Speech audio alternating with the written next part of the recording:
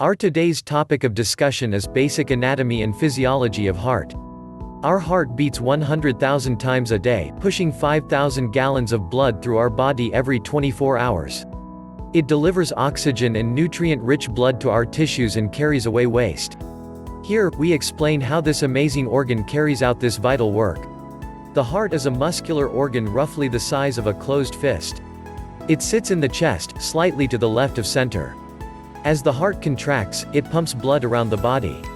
It carries deoxygenated blood to the lungs where it loads up with oxygen and unloads carbon dioxide, a waste product of metabolism. The heart, blood, and blood vessels combined are referred to as the circulatory system.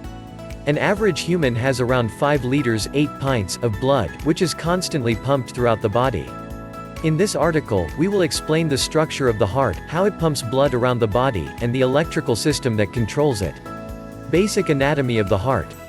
Below is a 3D model of the heart which is fully interactive. Explore the model using your mouse pad or touchscreen to understand more about the heart. The heart consists of 4 chambers. Atria, the 2 upper chambers, they receive blood. Ventricles, the 2 lower chambers, they discharge blood. The left atria and left ventricle are separated from the right atria and right ventricle by a wall of muscle called the septum. The wall of the heart consists of 3 layers of tissue. Epicardium, protective layer mostly made of connective tissue. Myocardium, the muscles of the heart. Endocardium, lines the inside of the heart and protects the valves and chambers. These layers are covered in a thin protective coating called the pericardium. Basic physiology of heart. The heart contracts at different rates depending on many factors. At rest, it might beat around 60 times a minute, but it can increase to 100 beats a minute or more. Exercise, emotions, fever, diseases, and some medications can influence heart rate. For more information on what is normal, read this article. The left and right side of the heart work in unison. The right side of the heart receives deoxygenated blood and sends it to the lungs. The left side of the heart receives blood from the lungs and pumps it to the rest of the body. The atria and ventricles contract and relax in turn, producing a rhythmical heartbeat. Right side. The right atrium receives deoxygenated blood from the body through veins called the superior and inferior vena cava, the largest veins in the body. The right atrium contracts and blood passes to the right ventricle. Once the right ventricle is full, it contracts and pumps the blood through to the lungs via the pulmonary artery, where it picks up oxygen and offloads carbon dioxide. Left side. Newly oxygenated blood returns to the left atrium via the pulmonary vein. The left atrium contracts, pushing blood into the left ventricle.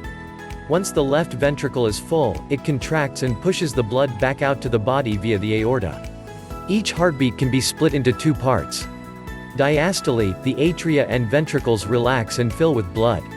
Systole, the atria contract, atrial systole, and push blood into the ventricles. Then, as the atria start to relax, the ventricles contract, ventricular systole, and pump blood out of the heart.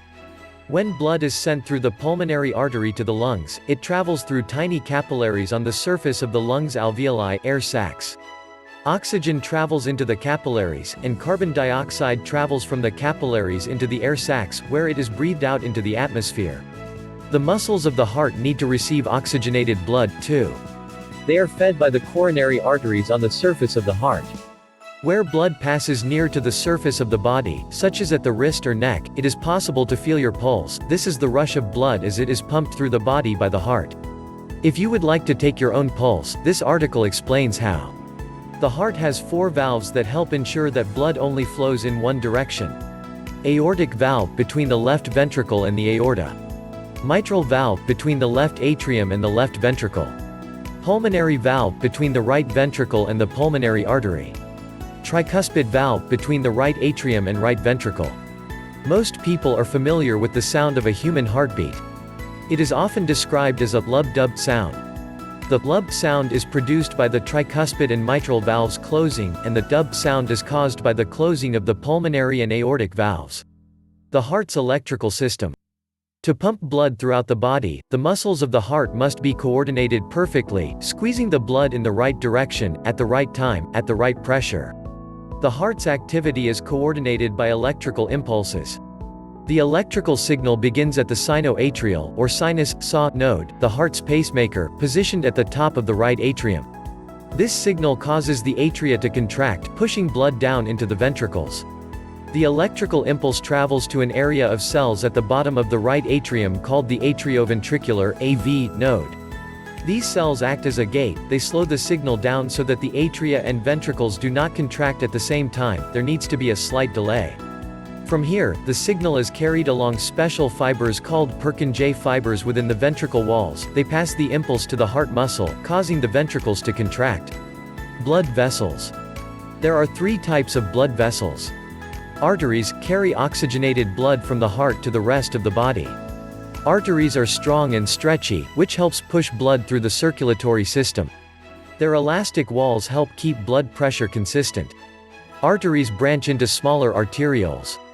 Veins, these carry deoxygenated blood back to the heart and increase in size as they get closer to the heart. Veins have thinner walls than arteries. Capillaries, they connect the smallest arteries to the smallest veins. They have very thin walls, which allow them to exchange compounds with surrounding tissues, such as carbon dioxide, water, oxygen, waste, and nutrients. Although we rarely consider it, the heart is an essential and powerful organ. It pumps oxygen and nutrients around our body constantly, never pausing. Powered by muscles and perfectly synchronized by electrical signals, it's one of nature's finest feats of engineering.